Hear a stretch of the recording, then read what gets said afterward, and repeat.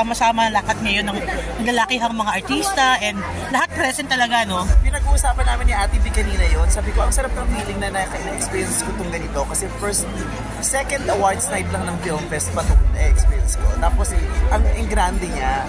Tapos sabi rin ni Ate B, ang sarap din na naibabalik na yun nila yung glitz and glamour.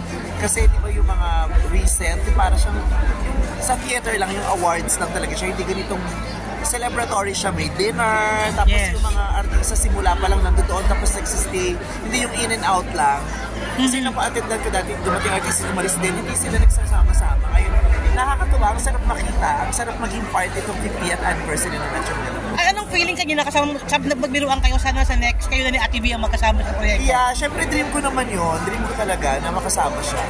Bilang yung isa sa mga pinakaunang pelikula ko rin, yung pelikula niya yung In My Life.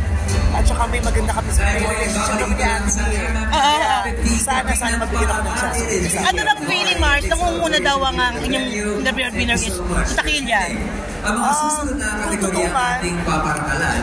Actually, diba? Pero hindi pa naman naglalabas MMDA ng official draws. So, hindi pa natin alam kung makiklaim natin yun. Pero, base sa mga narinig ko, yun nga daw, malakas. At saka nung nag-ikot ako, lakas nga, puno yung mga sinehan sold out.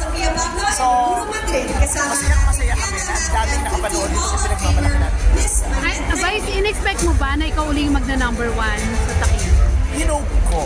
Pero expect, hindi naman natin kasi maiuutos yun. We can only hope na mag-number 1, na maraming makapanood. Kasi syempre, lalo na kung yung trabaho kung pinaghirapan mo talaga, ang dami niyong nagtulong-tulong para sa magandang project. Hinuhope mo na maraming makapanood. Sir Les, meron ba bang nadadagdag na cinemas? Kasi meron mga nababawas. Hindi ako Sa gano'n, ako.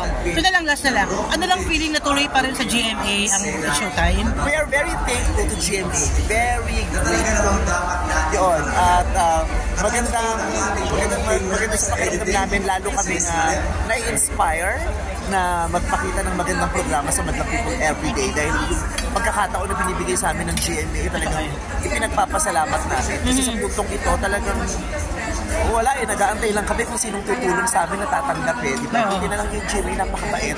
Napakabait talaga ng GMA. What do you look forward for 2025? Last na lang. 2025, I'm looking forward to